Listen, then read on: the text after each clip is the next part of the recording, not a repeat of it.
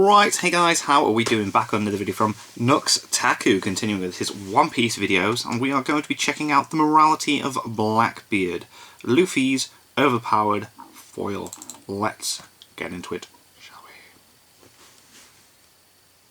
The role of Blackbeard. The beauty of how One Piece develops its world is that, unlike most stories, there are a lot of moving parts. Yep. Every character has their individual reasons Yep, there to be is. where they are, when they are, why they're doing what they're doing, who's cock-blocking who, and whom else they may intersect with following their own path, either the same path or an opposite. For example, We got Pirates of the Caribbean absolutely music. on the road to Pirate King, and honestly, You I'll reckon? be surprised if he doesn't get there soon after his little clash with Ibu-sama that's bound to happen. Ooh, yeah, of course. That's good. The general purpose of each Yonko in the One Piece narrative, except for Gecko Moria, who'll be taking down Blackbeard any day You reckon? now. You reckon? No way. Absolute fire. Literally had me quaking darkly in my boots, and I figured he desperately needed his own video because, from my personal experience, I feel like people don't really realize how well thought out of a character Blackbeard actually is. Right. In the One Piece world. If I had to pick a favorite aspect of my analysis style, it would be dissecting the philosophy or an interesting psychology of anime characters. So, the first part of this video will be telling you exactly why I can't do that with Blackbeard without conjecture, and why in this distinct scenario, it's crucial that I should not be able to. We know nothing about Blackbeard on a personal level. Yeah, we don't know anything. I love that. It's like, whoa, but we know he's intimidating. He's got something going on. We only know what he did and what he's doing, but we have no idea Why? he's doing it. It would be like making an analysis video on Katakuri, which I did, or on Doflamingo, which I will do, without including how their pasts affected their life and their outlook philosophically. I feel like at this point in time, we have a full picture of either of those two characters, because we know all the psychological We know everything that happened to them in the past, yeah. philosophy to develop into what caused what their actions eventually became. For me, that's the building blocks of character analysis. But Blackbeard doesn't have that. Absolutely everything stems from there. So that's the route I generally take. It's because I feel like there's a perfect sync between the philosophy, psychology, and actions of Doflamingo and Katakuri, and that makes me consider them near-perfect characters and some of my favorite anime antagonists of all time. And the only way to truly understand any fictional character that's written well, that is, with understanding that bit of psychology and philosophy, at least to an extent. Now, I'm trying to express a rather general point, but I want y'all to realize why having this in mind is perfect in regard to Blackbeard. The first thing you need to know about Blackbeard before getting into the meat and potatoes of the analysis is that no one understands Blackbeard. No, how can we? How can we? At this point in the story, he's just an unexplored aspect of the world, and we know Oda's style of only fully fleshing out characters towards the end of their respective arcs, so it will probably just years down tease the it. line before we actually get to know him, in which case Blackbeard Part 2 analysis coming then, especially because of the fact that his fat ass is currently just sitting there slowly getting fatter and stronger. Stronger. Of the world.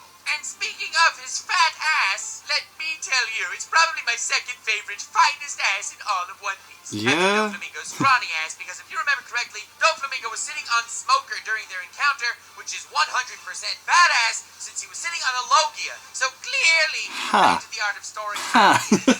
Haki in his ass, yeah. Back to Fatbeard. I'd like to point out how great of an archenemy is to everyone before discussing him individually. As we know, he directly caused the deaths of Ace and Whitebeard.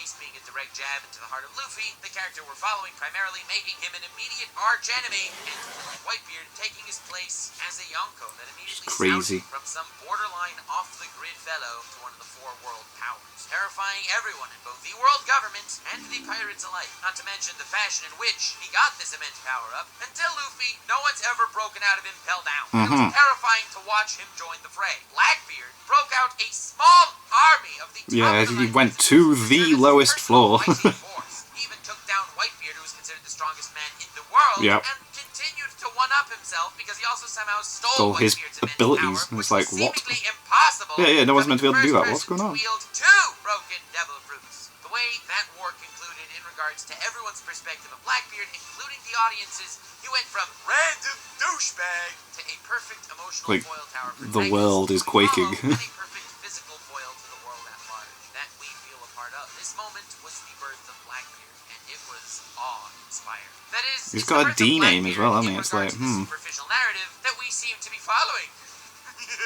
Now let's talk about his perspective on the world. Okay. That's really one of my favorite writing quirks of One Piece. Everyone affects the world. Everyone Yep, either definitely. affects Every or action is affects affected it. by Luffy, and everyone has their own perspective, especially parts of Romeo. But the reason why Blackbeard is such an exquisite character is because he nails all three of these groups to an actual terrifying extent. Remember how Blackbeard's name does have a D in it? Yep. And I doubt it stands for dick? Well, keep that in mind as I assess his perspective of the story. Because looking at One Piece from his perspective, which I unfortunately only started doing within the last 2 weeks, God, what I was missing, Blackbeard is the main character of his own story. That's why he's one of the best written major player antagonists in recent years. I was thinking about this a lot, and I intend to make a video talking about villains from their own perspective, how they almost become the main character of their own story. For example, Kira Yoshikage from JoJo's is absolute brilliance. He While is. I do prefer Kira as a villain by quite a bit, being that he's in my top 10 anime villains ever, Blackbeard does beat him in certain aspects. For example, before getting into his actions and their effect on the story, let's understand what morality means in One Piece. Okay. This is a really long topic, so I'll be condensing a lot and skipping a lot, but bear with me. Morality is defined as principles concerning the distinction between right or and wrong. wrong. And what's fascinating about fictional morality altogether is the prudent question of what defines these principles. Yeah, like what is right and what is wrong within the world. The answer to that question is always one of three things. Either they're principles promoted by religion, principles promoted by society, or principles promoted by the individual. The beauty of One Piece is that there's absolutely no religion or society that can be properly deemed fully ethical, and therefore, morality in One Piece is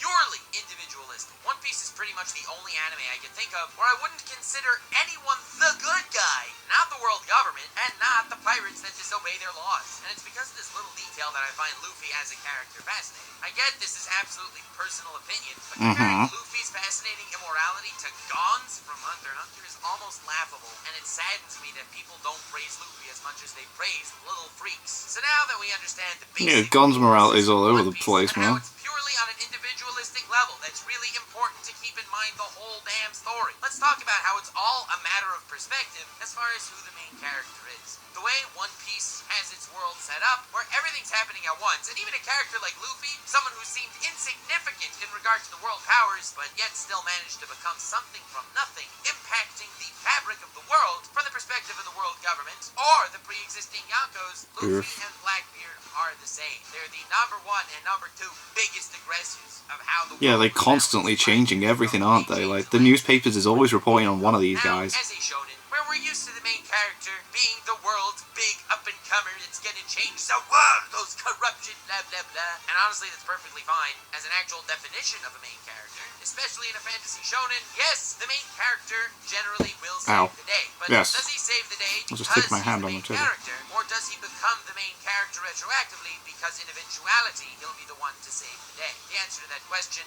probably depends on your point of perspective, but in One Piece, if someone asked me who's the most drastic up-and-comer that'll mad change with their novelty gunning for the throne, Blackbeard? honestly, I'd place Blackbeard Yeah. above Luffy in that regard. This isn't the discussion, who's the actual main character? Because, look, we're watching the same damn thing. Luffy's Yes. a very shonen main character, while Blackbeard's philosophy is still a mystery. But from the world It's not like we're watching Blackbeard Naruto and and it's Luffy Kakashi are that's the both main character. new, important pieces added to the world's chessboard. And both from Luffy's and Blackbeard's perspectives, respectively, they're gunning for the top, and they'll be the new king. Now, the major difference here is Luffy's very blunt and straightforward. He's simple in that regard, and he has his own ethical beliefs that he will stand by, because in this individualistic moral setting of One Piece, he created his own individual Yes, this ethical is my standard, as I shonen guess way. everyone would have to.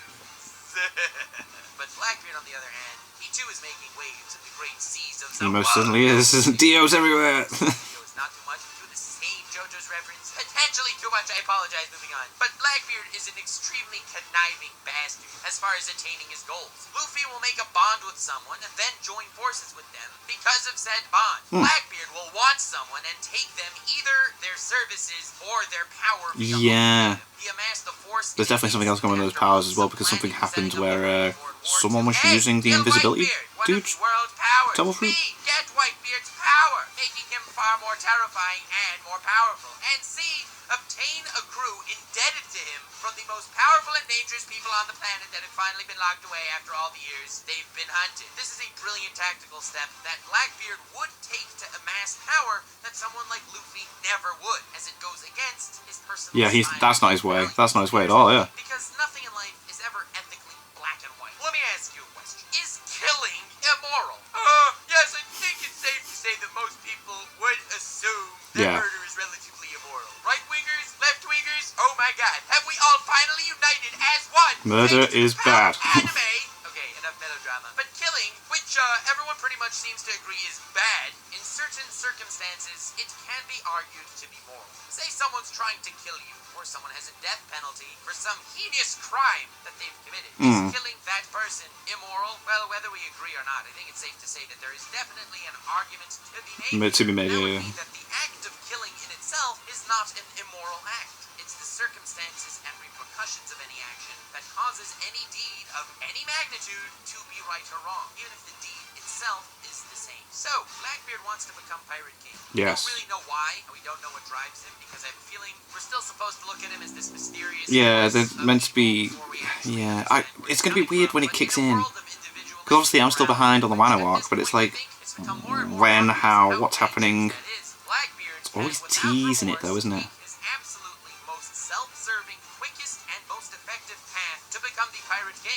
Yeah, because he was part of Whitebeard's crew, wasn't he? And then he like defected and then... Yeah. Personally, it trumps every moral qualm that may stand in his path. I turn your attention to the D once again, because every character in the story that's recently popped up in history that had a massive effect on the world was a D. Blackbeard, Luffy, Law, who I intend to cover in a future video because I love him very much, and even Ace through his demise, all possessed a quality of impactful importance. In fact, I wanted to do a massive video on the effect of every D. Let me know in the comments. But then there was that giant dude, wasn't there, on that island with Robin? Wasn't there? Yeah. In that order. Well, them and Monkey D. Dragon, who may as well be considered new gen considering how long he's been dormant, that guy hypes me. The D's are waiting. He needs to do something. The last period of 900 years in One Piece history is going to the Reverie, aren't they? But the point is, Blackbeard is a perfect foil to Luffy in the eyes of the world, and they even have some emotional blood beef going on between themselves for good measure. Blackbeard is Luffy's least favorite person alive. Definitely. Pirates, both the new gen main enemies of the world government, both getting stronger and more infamous at a crazy fast clip, both have a known D in their name, both want to make a name for themselves and become Pirate King, but even though through the world government and world of One Piece's lens, they're superficially nearly identical, Blackbeard is a mental polar opposite of Luffy. In a place without morality, Luffy will hold his own, while Blackbeard revels in subjective immorality. Luffy follows his heart and will fight whoever he deems it appropriate. Blackbeard will follow his head, cowardly retreating if he needs to, and only fighting for personal gain. Yeah, like if he's not going to get anything out of it, then what's the point? Yeah. Politics in the outside world is after every arc when he checks his bounty. In other words, he doesn't care about these grand issues that don't affect him. He only wants to know about himself, while Blackbeard has an amazing grasp of it, as proven in his latest chapter remarking on Luffy's whereabouts and how the admirals clashed against the revolutionary generals. Blackbeard is a man with big dreams. Yes, I never thought about that. Yeah, he's actually taking in what's happening, whereas Luffy just focuses on what's going on with him. He's not interested in the world. It's just his journey, yeah. But would this be a political seinen show targeted at an older Code Geass-style audience? The main character may very well be a Blackbeard. That's why my respect for his character is so extreme, even though honestly right now he's nowhere near my favorite character in the series. He's nowhere near my favorite villain. Yeah, he hasn't done enough things to get that title, has he? I mean, everything he's done is absolutely epic, but we don't know anything about him. I mean, he takes it up with presence. I don't mean physically. Never mind. Sorry. That just sounded like too good of an outro line. Thank you so much for watching. I hope you enjoyed. Feel free to leave a like if you did, and subscribe for future anime analyses or satire videos. I am a huge One Piece fan, so you can expect One Piece content in the future. Relatively. Well, it does have. This is weird. This is like 4 years old, I think, or 3 years old, something like this. This video, 2018, 19, 20, 21, 3 years old. Well, that's the video.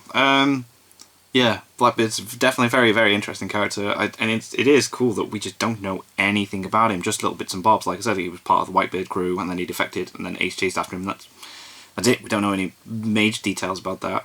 and then Kekomori is like turned up to get Blackbeard, and then you got that little mystery of the guy that can turn invisible doesn't have that ability anymore, but someone else has. So it's like, oh, can he switch and swap like people's Devil Fruit abilities as well?